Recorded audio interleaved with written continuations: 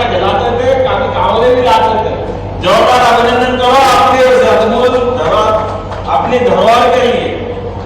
किसानों के बलबूते पर किसान के जीवन में वो गर्मी में अपना शरीर गर्मी की लपट से झुलसाता है और सर्दी में ठिठुरते हुए, लेकिन बारिश में भीगने के बावजूद भी हम सबको अपने पेट भरने के साथ साथ यहाँ की कोदो, कुटकी, चिन्नौर का चावल, सभी प्रकार के अन्न को उत्पन्न करता। अभिनंदन करें ऐसे किसान धरती पुत्रों के लिए, अभिनंदन करें कि उनका अभिनंदन करता, प्रणाम करता हूँ। आज का किसान सम्मेलन इस नाते से भी ज्यादा आनंद का है कि हमारे अपने कृषि प्रधान देश के अंदर अभी तो आपको एक नई सौगात मिली है। कोदो, कुटकी पे एमएसपी लागू नहीं होता।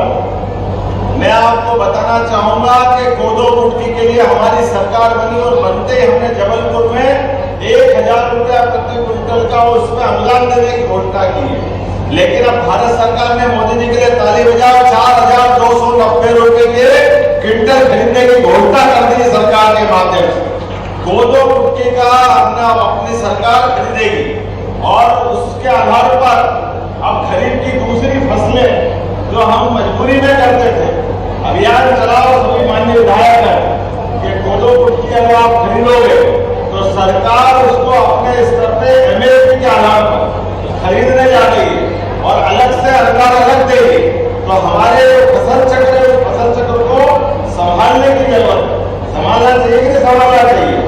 मुझे एक बात और आनंद है, यशस्वी प्रधानमंत्री के नेतृत्व में जब से प्रधानमंत्री बने 10 साल से नक्सलवादी मूवमेंट की पूरे देश में कमर टूटी है और बालाघाट के 28 जवानों का सम्मान करके मैं आ रहा हूं जिन्होंने अपनी जान की बाजी लगा करके नक्सलवादी मूवमेंट का जिला जिस प्रकार से सुखदी नींद सोता है, ऐसे प्रत्येक जवान के साथ सरकार भी है। मुझे इस बात का भी आनंद है, खासतौर पे अपने यहाँ पर मिलेट उत्पादन में बालाघाट ने अपनी विशेष पहचान बनाई। इसी मिलेट के आधार पर अभी बहुत सारी प्रदर्शनियां लगी, उन प्रदर्शनियों में मैं लौट के आया हूँ। और ये जो खास करके कोदो की फसल की हिस्ट्री बताते हैं कि लगभग 3000 साल पहले भी यहाँ कोदो की फसल होती थी। ये इतिहास अपने आप में जोरदार सम्मान के लिए जो लगातार हजारों साल से हमारे अपनी एक पूंजी बना हुआ।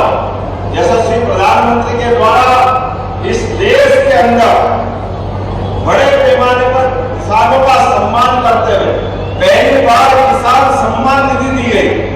हमारे लिए वो सौभाग्य की बात, मध्य प्रदेश के अंदर 80 लाख किसानों को ये किसान सम्मान निधि देते हैं, जिसके माध्यम से लगभग 25,000 करोड़ की राशि उनको जरा नरेंद्र मोदी का अभिनंदन तो करो भाई, ऐसी क्या नहीं आ रही किसानों के लिए 25,000 करोड़ और वहीं हमारी सरकार भी 12,500 करोड़ की राशि किसानों के खाते में देती है। मुझे इस बात का संतोष है, सामने बैठे हुए लोग अधिकांश हमारे अपने गेहूं की फसल, चावल की फसल भी करते हैं, जिनकी धान की फसल के माध्यम से कहते हैं। ये बात सही है कि चुनाव में हमने कहा है, चुनाव का घोषणा पत्र 5 साल के लिए होता है और हमने कहा कि हम इसको कितने में खरीदेंगे, कितने में है? और इसलिए एक साल, पिछली बार 21,500 का भाव था, अभी हमने 2400 करा है, 2275 भारत सरकार और 125 हमारा, अर्थात 2400 इस साल हुआ है। 5 साल के लिए सरकार बनती है।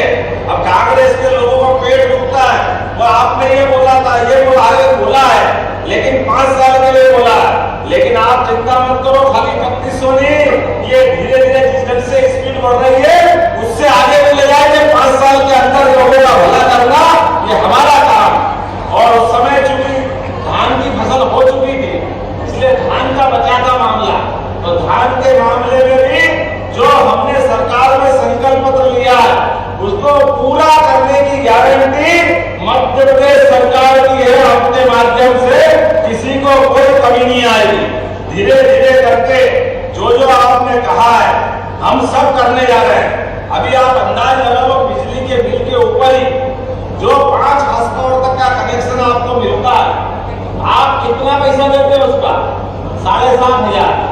सरकार उसमें आपके साथ 51,000 की सब्सिडी मिलाती है, अर्थात वो है तो 58,000 का, लेकिन आपको कितने में पड़ रहा है?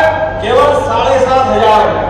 और हम कोशिश कर रहे हैं आने वाले समय में सूर्य किरण के आधार पर, सोलर एनर्जी के आधार पर हमारे किसानों को ये बिजली भी मुफ्त हो जाए। प्रधानमंत्री के लिए एक बार फिर अभिनंदन करो, जगह जगह सोलर के बड़े पैमाने पर ये अभियान हम चलाने वाले कि आगे जाकर के किसान अपनी बिजली भी खुद उत्पन्न करे और अपनी बिजली से अपना खुद का गुजर बसर करे, घर के कनेक्शन भी ले।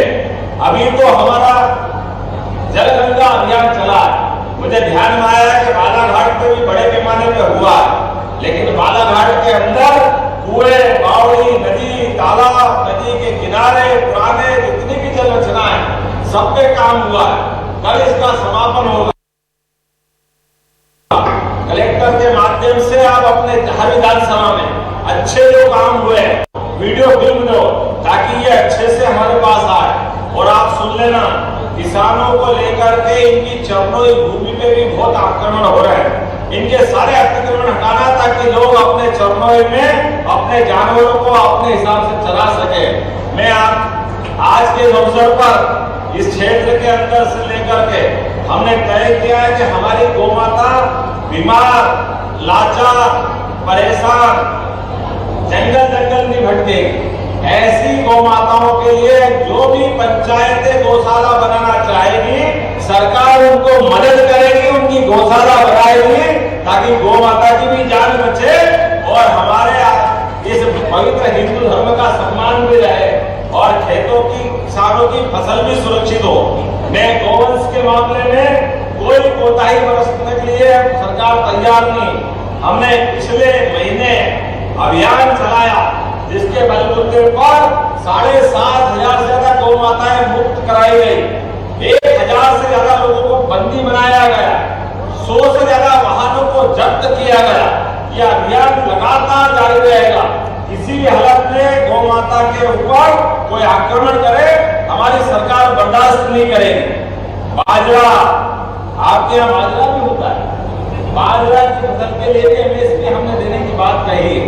ऐसे मोटे अनाज को लेकर के गंदनी, रागी, सवा, क्या सवा का चावल भी होता अपने यहाँ, और कोदो, कुटकी, चना तो है ही सही। ये लगातार एक के बाद मिलेट के सारे क्षेत्र में जितने प्रकार से आपकी फसल होती है, मुझे बताया गया है 67,000 हेक्टेयर से बढ़कर के अभी अपने बालाघाट में 1 लाख हेक्टेयर जमीन अपनी इस लायक तैयार हुई है प्रदेश के अंदर। उसमें बड़ी भूमिका बालाघाट की, जोरदार ताली बजाओ। हम लगातार प्रोत्साहन देंगे तो इतने सब प्रकार के फसल मोटे अनाज में बालाघाट, मंडला, डिंडोरी, ये हमारा नर्मदा का बेल्ट, इसकी दुनिया अलग ही प्रकार की।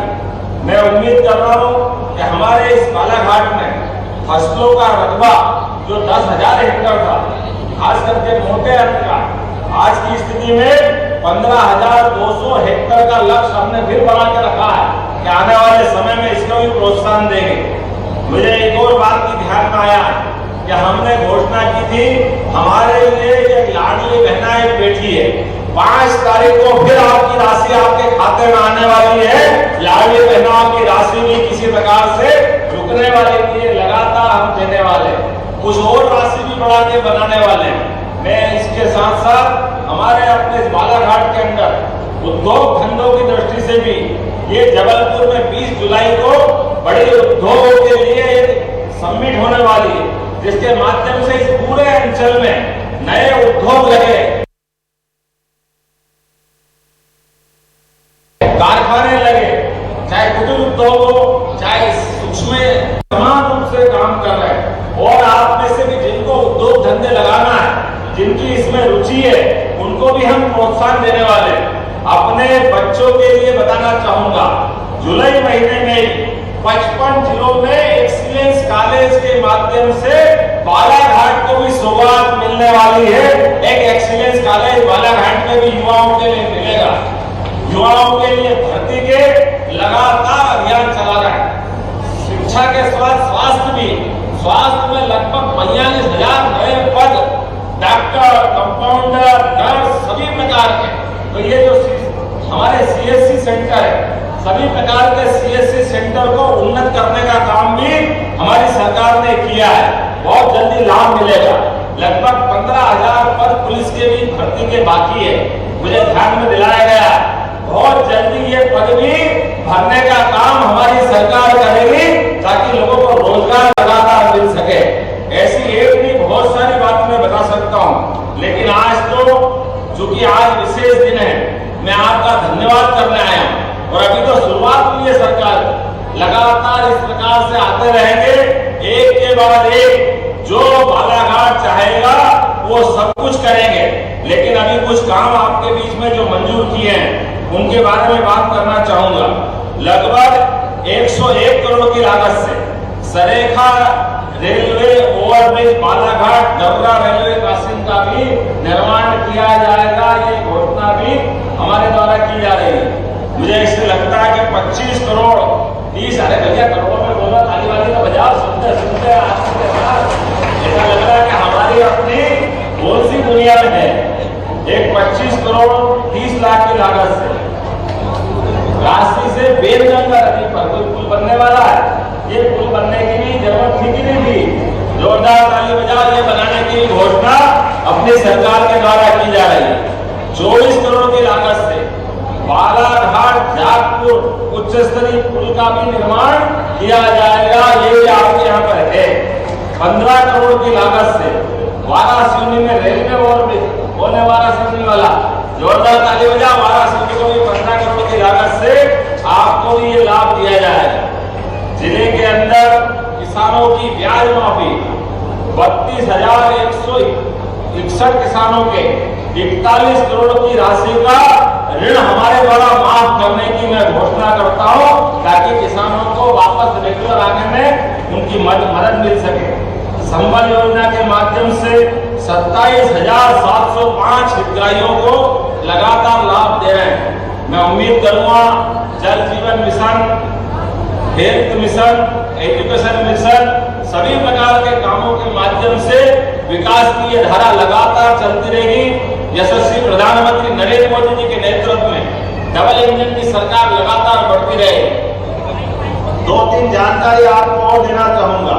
एक जानकारी, हॉस्पिटल में कोई कारण से अगर कोई बीमार हो जाए और बीमार व्यक्ति को लगता है कि बड़े और हॉस्पिटल में पहुंचाना पड़ेगा तो उसकी जान बचेगी, तो आयुष्मान योजना के कार्ड जिनने बनाए उनके लिए फ्री हेलीकॉप्टर सुविधा देने का काम हमारी सरकार ने किया है।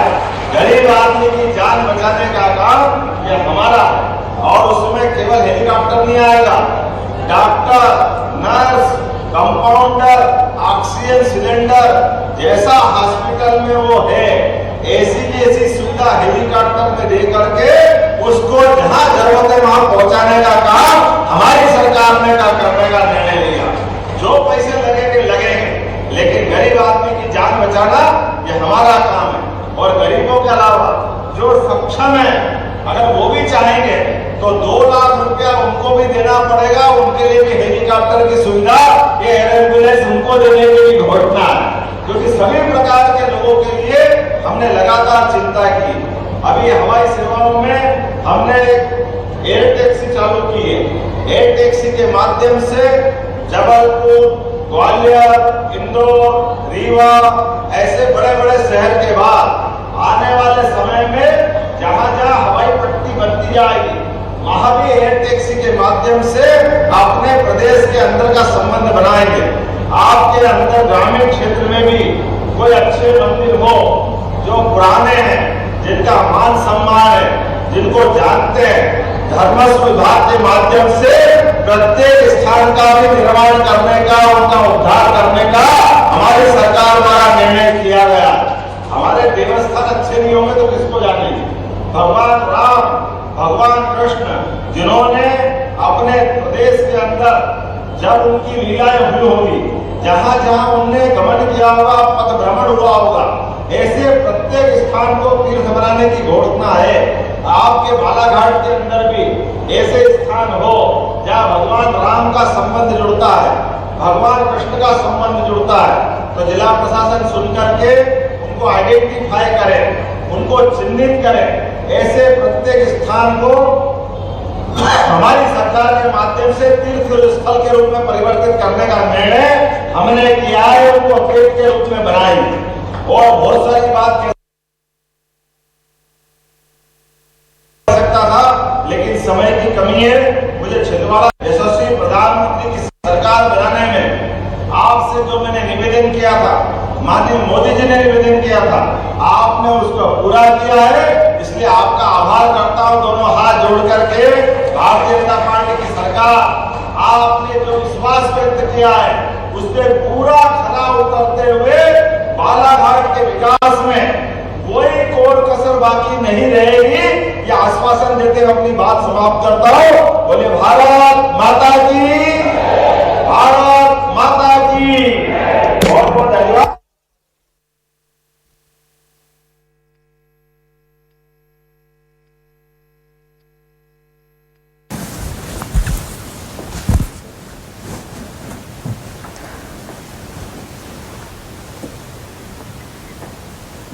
तो बालाघाट में किसान सम्मान समारोह में संबोधित करते हुए सीएम मोहन यादव को आप सुन रहे थे, और साथ ही बालाघाट में किसान समारोह का आयोजन किया गया, जहां पर सीएम मोहन यादव ने आगे के क्या कुछ प्लान होंगे किसानों की बेहतरी के लिए वो जानकारी देते हुए नजर आए, और किस तरह से आगे कदम कृषि विभाग में बढ़ते हुए नजर आएंगे। बालाघाट में किसान सम्मान समारोह का आयोजन था। ये तस्वीरें हम आपको उस दौरान की दिखा रहे हैं, लाइव तस्वीरें हैं। बालाघाट में किसान सम्मान समारोह में पहुंचे सीएम मोहन यादव, और यहां पर संबोधित करते हुए कार्यक्रम में आपने सुना। बालाघाट की यह तस्वीरें हैं, मंच की यह तस्वीरें हैं, जहां पर तमाम गणमान्य लोग भी पहुंचे, और साथ ही किसान हित में क्या कुछ कदम अब सरकार आगे उठाएगी और किसानों की बेहतरी के लिए क्या बड़ी सौगातें दी जाएंगी, इसको लेकर सीएम मोहन यादव अपने संबोधन में कहते नजर आए।